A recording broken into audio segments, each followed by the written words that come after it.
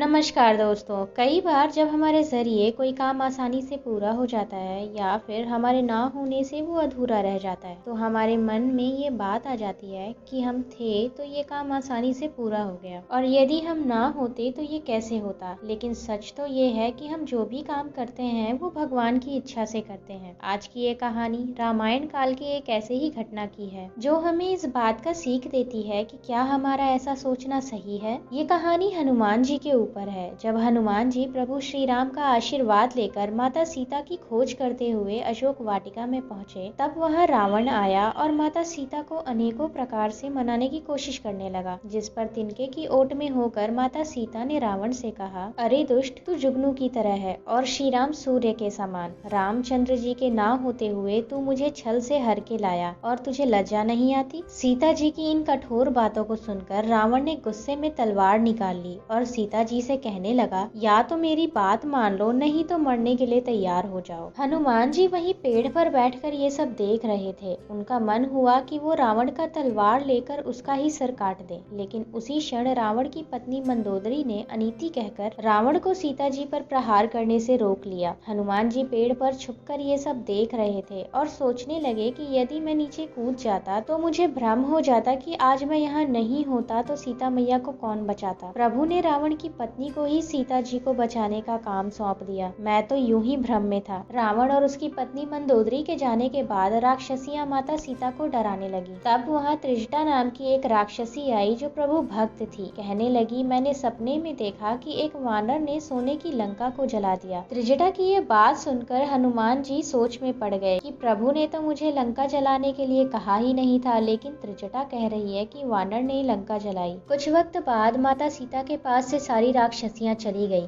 माता सीता से मिलने के बाद हनुमान जी अशोक वाटिका में फल खाने चले गए। तब रावण के सैनिकों ने उन्हें देखकर उन पर आक्रमण कर दिया। फिर मेघनाद हनुमान जी को ब्रह्मास्त्र से बांधकर रावण के पास ले गया, जहां रावण ने हनुमान जी से उनका परिचय पूछा। जवाब के तौर पर हनुमान जी ने रावण से कहा कि वे श्री राम के दूत हैं और श्री राम का कार्य करने आए हैं, और रावण को सलाह देते हुए कहा कि वो अपना अभिमान त्याग कर माता जानकी को लौटाकर श्री राम की शरण में चला जाए। जिस पर रावण हनुमान जी को मृत्यु दंड का आदेश देता है। रावण की बात सुनकर विभीषण कहते हैं कि दूत को मारना नियमों के विरुद्ध है। तब रावण कहता है कि एक बंदर को उसकी पूंछ से बहुत प्यार होता है, इसलिए उसकी पूंछ में आग लगा दी जाए। रावण की बात सुनकर हनुमान जी को त्रिजटा की बातें सच होती दिखाई देती हैं कि सपने में वानर ने लंका जला दी। रावण के सैनिक हनुमान जी की पूंछ में कपड़ा बांधने लगते हैं और उस कपड़े पर घी लगाकर जलाने की तैयारी करने लग जाते हैं। ये सब देखकर हनुमान जी सोचने लगते हैं कि लंका को जलाने का सारा प्रबंध स्वयं रावण ने ही कर दिया। प्रभु जब खुद रावण से अपना काम करा सकते हैं तो मुझे ये भ्रम रखने की क्या जरूरत है कि जो हो रहा है वो सब मेरी वजह से ही हो रहा है। रावण के सैनिक हनुमान जी की पूंछ में आग लगा देते हैं, जिसकी वजह से लंका में आग लग जाती है और लंका जलकर बर्बाद हो जाती है। जिस तरह से माता सीता को बचाने का काम प्रभु ने रावण की पत्नी से करा लिया, हनुमान जी भी समझ गए कि प्रभु जिनसे जो काम लेना चाहते हैं वो उसी से लेते हैं, किसी अन्य का कोई महत्व नहीं। लंका दहन और माता सीता की सुधि लेकर वापस आने पर हनुमान जी प्रभु श्री राम से कहते हैं कि हे प्रभु, जब लंका में मैंने विभीषण का घर नहीं देखा था तब मुझे लगता था कि लंका में भला कहाँ कोई संत मिलेंगे, लेकिन विभीषण से मिलकर मेरा ये भ्रम भी दूर हो गया। इसलिए संसार में जो हो रहा है वो ऊपर वाले की मर्जी से ही हो रहा है। इसलिए कभी हमें इस भ्रम में नहीं रहना चाहिए कि हमारे बिना कोई काम नहीं हो पाएगा। वीडियो अच्छी लगी हो तो लाइक जरूर करें और हमारे चैनल से जुड़े रहने के लिए चैनल को सब्सक्राइब जरूर कर लें। जय